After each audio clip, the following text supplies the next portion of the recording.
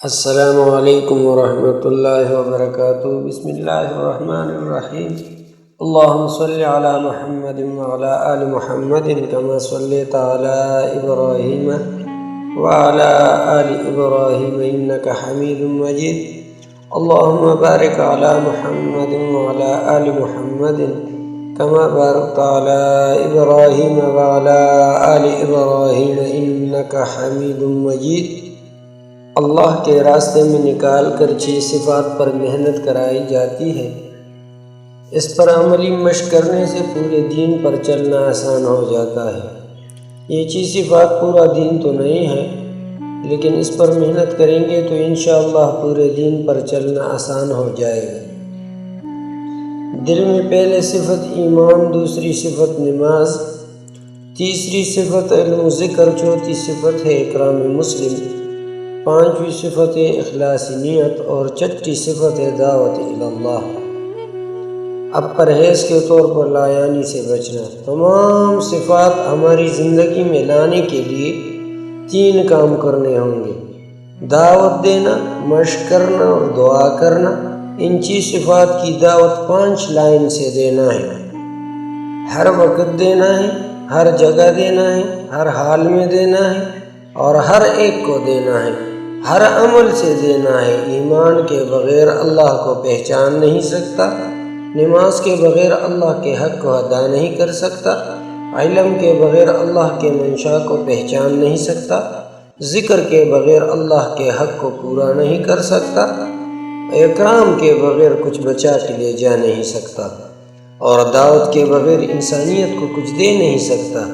کلمہ سے عمل زندہ ہوگا، نماز سے عمل ظاہر ہوگا، علم سے عمل مکمل ہوگا، ذکر سے عمل میں جان آئے گی، اکرام سے عمل کی حفاظت ہوگا، اخلاص سے عمل قیمتی ہوگا، دعوت سے عمل دوسروں تک پہنچے گا۔ پہلے صفت ہے ایمان۔ ایمان سے ہی چاہا جاتا ہے کہ ہمارے دلوں کا یقین صحیح ہو جائے۔ ایمان کا کلمہ ہے لا الہ الا اللہ محمد رسول اللہ۔ ان میں 4 باتوں کا دھیان رکھنا بہت ضروری ہے۔ کلمہ کے الفاظ صحیح یاد ہو، کلمے کا معنی کا پتہ ہو، کلمہ کے مطلب کا پتہ ہو، اور کلمے کے تقاضے کو جان کر اسے پورا کرنے والے بنے۔ کلمے کے الفاظ ہیں لا الہ الا اللہ محمد رسول اللہ، یعنی کوئی معبود نہیں سوائے اللہ کے، اور محمد صلی اللہ علیہ وآلہ وسلم اللہ کے رسول ہیں۔ لا الہ الا اللہ کا مطلب ہے مخلوق سے کچھ نہیں ہوتا، مخلوق اللہ کے حکم کے بغیر کچھ نہیں کر سکتے۔ دنیا کی ساری مخلوق ہر کام میں اللہ کا محتاج ہے، لیکن اللہ اپنے کسی کام میں کسی کا محتاج نہیں۔ وہ سب کچھ کیے بغیر سب کچھ کر سکتا ہے۔ دنیا کے تمام انسان اور جنات مل کر کسی ایک انسان کو نفع پہنچانا چاہے اور اللہ نہ چاہے تو نہیں پہنچا سکتے ہیں، اور دنیا کے تمام انسان اور جنات مل کر ایک انسان کو نقصان پہنچانا چاہے اور اللہ نہ چاہے تو نہیں پہنچا سکتے ہیں۔ اس بات کا یقین ہمارے دلوں میں آ جائے۔ اور کلمے کا دوسرا جز ہے محمد رسول اللہ صلی اللہ علیہ وسلم۔ اس کا مطلب ہے حضور صلی اللہ علیہ وآلہ وسلم کی نورانی اور پاکیزہ طریقوں میں دنیا اور آخرت کی 100% کامیابی ہے، اور اس سے ہٹ کر جتنے بھی طریقے ہیں اس میں دنیا اور آخرت کی 100% ناکامی ہے۔ اللہ کے ہاں وہی عمل قبول ہے جو حضور صلی اللہ علیہ وآلہ وسلم کے طریقوں کے مطابق کیا گیا ہو۔ اللہ رب العزت نے حضور صلی اللہ علیہ وآلہ وسلم سے ارشاد فرمایا، آپ کہہ دیجئے کہ اگر اللہ سے محبت کرنا چاہتے ہو تو تم میری فرمان برداری کرو، اور اللہ تم سے بھی محبت کریں گے اور تمہارے سب گناہ بخش دیں گے، اور اللہ بخشنے والا مہربان ہے۔ ایک حدیث شریف میں آیا ہے جس زمانے میں دین مٹ رہا ہو اور سنت طریقے زندگی سے نکل رہے ہو، ایسے وقت میں ایک سنت زندہ کرنا 100 شہیدوں کا ثواب کے برابر ہے۔ اس بات کا یقین ہمارے دلوں میں آ جائے۔ کلمے کا تقاضا یہ ہے کہ من چاہی زندگی کو چھوڑ کر رب چاہی زندگی اختیار کی جائے۔ ایمان کی صفت کو ہماری زندگی میں لانے کے لیے 3 لائن کی محنت ہے۔ پہلا کام ہے امت میں چل پھر کر ایمان کی خوب دعوت دی جائے۔ حضور صلی اللہ علیہ وآلہ وسلم کا ارشاد ہے، اس پاک ذات کی قسم جس کے قبضے قدرت میں میری جان ہے، اگر تمام آسمان اور زمین میں جو لوگ ان کے درمیان میں ہے اور جو چیزیں ان کے درمیان ہے اور سب کچھ اور جو کچھ اس کے نیچے ہیں، وہ سب کا سب اگر ترازو کے ایک پڑے میں ڈال دیا جائے اور کلمے کو دوسری جانب کر دی جائے تو یہ کلمہ بھاری ہو جائے گا۔ صحیح حدیث میں ہے کہ قیامت اس وقت تک قائم نہیں ہو سکتی جب تک لا الہ الا اللہ کہنے والا کوئی ایک بندہ بھی زمین پر باقی ہو۔ ایک دوسرے حدیث میں آیا ہے کہ جب تک کوئی بھی اللہ اللہ کہنے والا روئی زمین پر ہوگا قیامت نہیں ہوگی۔ حضرت زید بن ارقم رضی اللہ تعالی عنہ حضور صلی اللہ علیہ وآلہ وسلم سے نقل کرتے ہیں کہ جو شخص اخلاص کے ساتھ لا الہ الا اللہ کہے وہ جنت میں داخل ہوگا۔ کسی نے پوچھا کلمہ کی اخلاص کی علامت کیا ہے؟ آپ صلی اللہ علیہ وسلم نے فرمایا کہ حرام کاموں سے روک دے۔ دوسرا کام ہے عملی مشق کرنا۔ جب بھی مخلوق سے کوئی کام ہوتا ہوا نظر آئے تو اس کی نفی کریں اور دل کو سمجھائیں کہ بنانے والی ذات اللہ ہی کی ہے۔ اللہ کی بنائی ہوئی چیزوں میں غور و فکر کریں، اس سے اللہ کی معرفت نصیب ہوگی۔ اپنی کان کا سننا، زبان کا بولنا، دماغ کا سوچنا، یہ سب صحیح کریں اور اللہ کے فضل و کرم سے زبان پر ہر وقت سبحان اللہ، الحمدللہ، ماشاء اللہ، جزاک اللہ کے بول بولتے رہیں۔ تیسرا کام ہے دعا کرنا۔ ایمان کی حقیقت کو دعاؤں کے ذریعے اللہ سے رو رو کر خوب مانگے۔ دوسری صفت ہے نماز۔ نماز ہی سے چاہا جاتا ہے کہ ہماری 24 گھنٹے کی زندگی نماز والی صفت پر آ جائے اور نماز کے ذریعے ہم اللہ تبارک و تعالی سے لینے والے بن جائیں۔ یعنی جس طرح نماز ہم اللہ کے حکم اور حضور صلی اللہ علیہ وآلہ وسلم کے طریقوں کے مطابق پڑھتے ہیں، اس طرح نماز کے باہر والی زندگی بھی اللہ کے حکم اور حضور صلی اللہ علیہ وآلہ وسلم کے طریقے کے مطابق ہم گزارنے والے بن جائیں اور ہر گناہ سے بچ جائیں۔ تمام احکام کو اللہ جل شانہ نے حضرت جبرائیل علیہ السلام کے ذریعے دنیا میں اتارے ہیں، لیکن جب نماز دینے کا وقت آیا تو اللہ تعالیٰ نے اپنے محبوب نبی صلی اللہ علیہ وسلم کو اپنی حضوری میں بلا کر تحفے کے طور پر عنایت فرمائی۔ اس لیے فرمایا گیا کہ نماز مومن کی معراج ہے۔ جس طرح حضور صلی اللہ علیہ وسلم نے معراج میں اللہ سے براہ راست باتیں کی، اسی طرح جب کوئی مومن بندہ نماز میں کھڑا ہوتا ہے گویا وہ اللہ سے براہ راست باتیں کرتا ہے۔ نماز ہر مسلمان عاقل بالغ مرد عورت پر دن رات میں 5 وقت کی فرض ہے۔ نماز ہماری صحیح ہوگی تو زندگی صحیح ہوگی اور قیامت میں اللہ جل شانہ زندگی کا حساب سختی سے نہیں لے گا۔ اگر ہم نماز پر محنت کریں گے تو نماز جاندار بنے گی اور نماز جاندار بن گئی تو اس نماز سے ہم اللہ تبارک و تعالی سے براہ راست لینے والے بنیں گے۔ نماز کی صفت کو ہماری زندگی میں لانے کے لیے 3 لائن کی محنت ہے۔ پہلا کام ہے نماز کی خوب دعوت دی جائے۔ حضور صلی اللہ علیہ وسلم نے ارشاد فرمایا، کہا کہ اللہ تعالیٰ فرماتے ہیں کہ میں نے تمہاری امت پر 5 نمازیں فرض کی ہے اور اس کا میں نے اپنی لیاحت کی ہے کہ جو شخص ان 5 نمازوں کو اپنے وقت پر ادا کرنے کا اہتمام کرے اس کو اپنی ذمہ داری پر جنت میں داخل کروں گا، اور جو ان نمازوں کا اہتمام نہ کرے تو مجھ پر اس کی کوئی ذمہ داری نہیں۔ ایک اور حدیث میں آیا ہے کہ جو شخص ان 5 نمازوں کا اہتمام کرتا ہے اللہ تعالیٰ 5 طرح کا اس کا اعزاز و اکرام و احترام فرماتے ہیں۔ ایک یہ کہ اس پر رزق کی تنگی ہٹا دی جاتی ہے، دوسرا یہ کہ اس پر عذاب قبر ہٹا دیا جاتا ہے، تیسرا یہ کہ قیامت کے دن اعمال نامہ اس کو اس کے دائیں ہاتھ میں دے دیا جاتا ہے، پولیس صراط پر بجلی کی طرح گزار دیا جائے گا، ایک یہ کہ بے حساب و کتاب جنت میں لے جایا جائے گا۔ حضور صلی اللہ علیہ وآلہ وسلم کا ارشاد ہے کہ اللہ تعالیٰ نے ہمارے امت پر سب سے پہلے نماز فرض کی ہے، یہی وجہ ہے قیامت کے دن سب سے پہلے نماز کا حساب ہوگا۔ دوسرا کام یہ کرنا ہے نماز کے ظاہر اور باطن کو درست کرنا ہے۔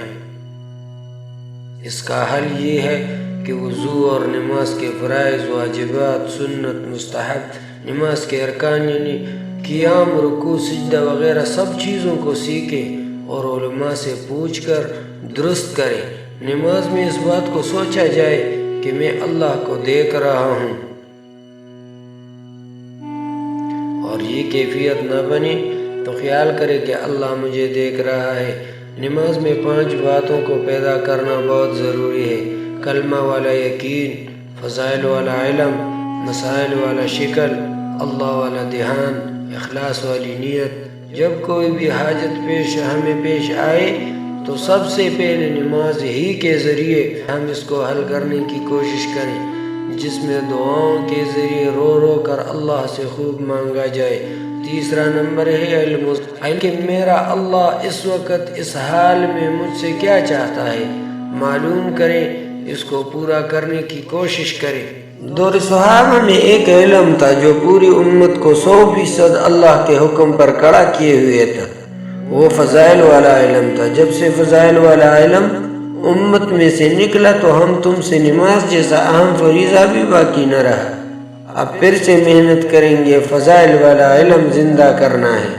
علم 2 طرح کے ہیں: مسائل والا علم اور فضائل والا علم۔ فضائل والا علم سے عمل کا شوق پیدا ہوگا اور مسائل والے علم سے اعمال صحیح ہوں گے۔ علم والی زندگی بدن میں لانے کے لیے 3 باتوں کی محنت ہے۔ پہلا کام یہ ہے کہ امت میں چل پھر کر خوب علم کی دعوت دی جائے۔ ایک حدیث پاک کا خلاصہ ہے، حضور صلی اللہ علیہ وسلم نے فرمایا، تمام مسلمان مرد عورت پر اتنا علم فرض کیا گیا ہے کہ جس پر وہ اپنا 24 گھنٹے کی زندگی گزار سکے، اور فرمایا جو دین سیکھنے کے لیے نکلتا ہے تو اس کے پیروں کے نیچے فرشتے اپنے پر بچھاتے ہیں اور ان کے لیے دعائیں مغفرت کرتے ہیں۔ ذکر کا مطلب ہے کہ اللہ تبارک و تعالیٰ کا دھیان نصیب ہو جائے۔ قرآن مجید میں ہے کہ اللہ تعالیٰ کو کثرت سے یاد کرو تاکہ تم کامیاب ہو جاؤ۔ دوسری جگہ ہے اللہ تعالیٰ کا ذکر کثرت سے کرو اور صبح و شام اس کی تسبیح کرو۔ اللہ تعالیٰ کے ذکر کے فضائل قرآن و حدیث میں بے شمار جگہ پر بیان ہوئے ہیں۔ فرمایا کہ جنت کے 8 دروازے ہیں، اس میں سے ایک ذاکرین کے لیے ہے، ذاکرین اس میں مسکراتے ہوئے داخل ہوں گے۔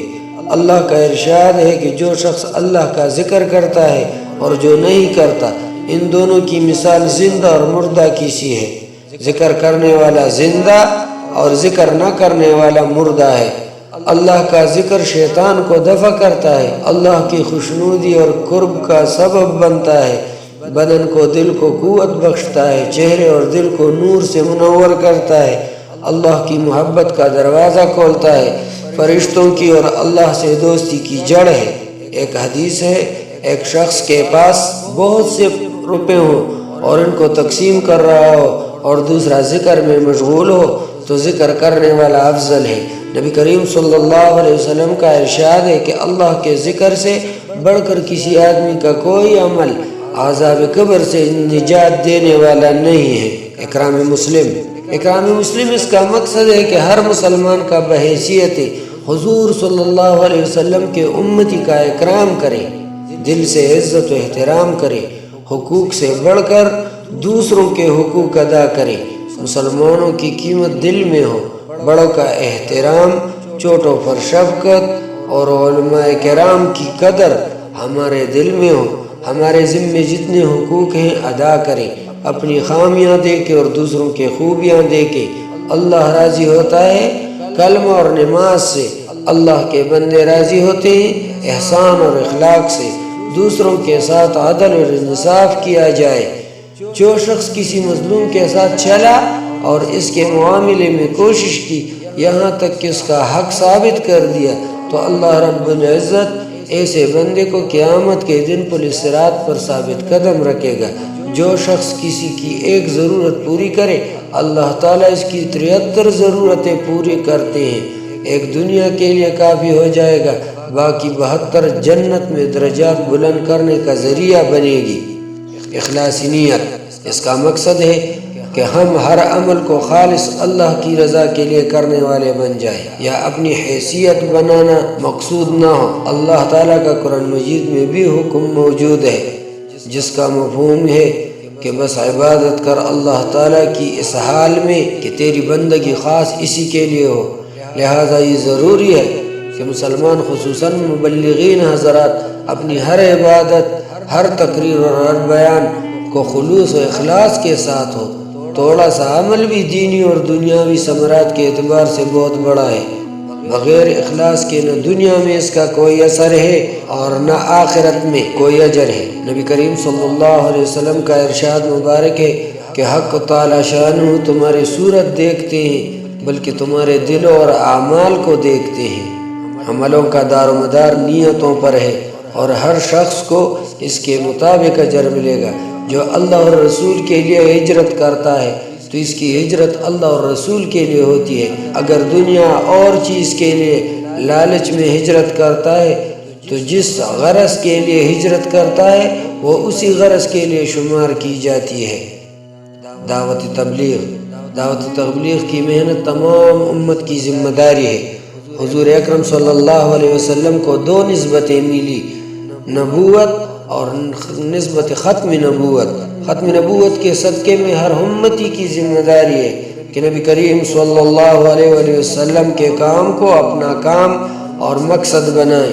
ایک دفعہ آپ صلی اللہ علیہ وسلم نے فرمایا، لوگوں اللہ تعالیٰ کا ارشاد ہے کہ امر بالمعروف اور نہی عن المنکر کرتے رہو اور ظالموں کو ظلم سے روکتے رہو، ہر حق بات کی طرف کھینچ کر لاتے رہو، ورنہ تمہارے قلوب کو اس طرح غلط کر دیا جائے گا جس طرح تم سے پہلے لوگوں کے کر دیے گئے تھے، اور تم پر بھی لعنت ہوگی جس طرح تم سے پہلے لوگوں پر لعنت ہوئی، اور تم اپنے دشمنوں کے خلاف مجھ سے مدد مانگو گے اور میں تمہاری مدد نہیں کروں گا۔